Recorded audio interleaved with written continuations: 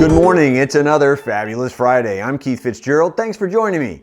The markets are fighting back after a softer than expected inflation reading, which is basic government speak for the numbers were not as high as expected. What a racket! The personal consumption index the Fed uses came in at 3.5% versus an expected print of 3.6%.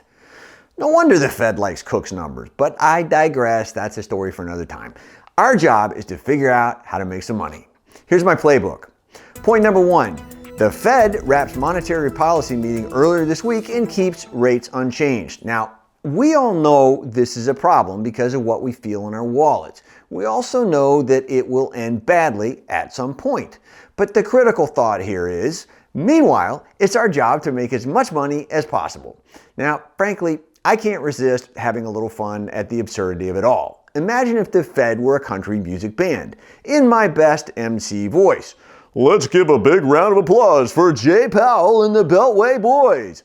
My new line of sartorial 2021 World Tour t-shirts is now available. Get yours at the link below. And of course, have some fun.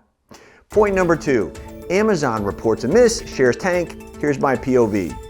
Shares are down hard in pre-market after Amazon reported its first quarterly revenue miss in 3 years and gave weaker guidance. That does not bother me one iota. Here's why.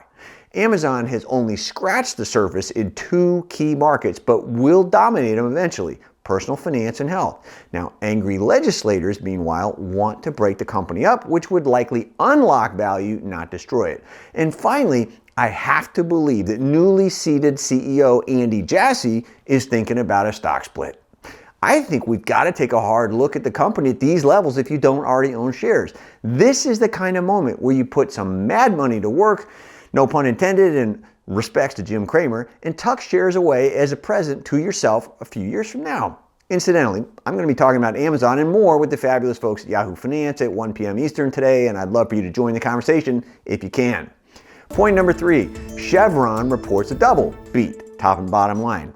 Call me crazy, but traditional energy is not going away anytime soon, despite what many think. Shares rose overnight, but what really attracts me is the notion that it could take 20 to 30 years to shift away from traditional petroleum-based products used in more than 30,000 industrial processes. The company also reinstituted its buyback program, which in turn implies confidence in future earnings, and I like that a lot. Point number four, Robinhood, a bug in search of a windshield. What a train wreck of an IPO. I cannot imagine a worse rollout. Executives seem to demonstrate a callous disregard for their consumers and their customers, who are in turn livid about the treatment they've received, outages, and more. Payment for order flow remains an issue.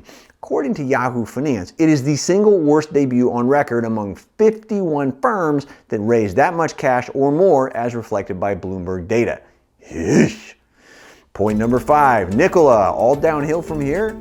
The Nikola situation is simply astounding. Federal prosecutors say that the prototype vehicles so many people know and saw on social media were powered by hidden sockets, towed into position, and rolled down hills.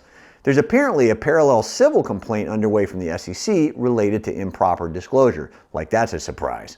The situation makes Theranos look positively tame by comparison in my book. Anyway, today's bottom line. Many aspiring investors and traders want to be right, and in doing so, spend inordinate amounts of time trying to make their case. That's excellent, but that's not exactly on point.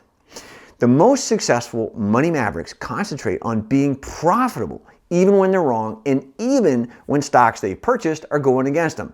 It's a nuance, but one that can make a huge difference in the results. Let's finish the week strong. You got this, I promise. I'm Keith Fitz-Gerald, and I'll see you next time. Thank you for watching today's Morning 5 with Fitz. Click subscribe to get daily market notes right here on YouTube, or sign up for the email versions at the link below. You can also find me on Twitter and Instagram for my real-time thoughts on markets, analysis, and more.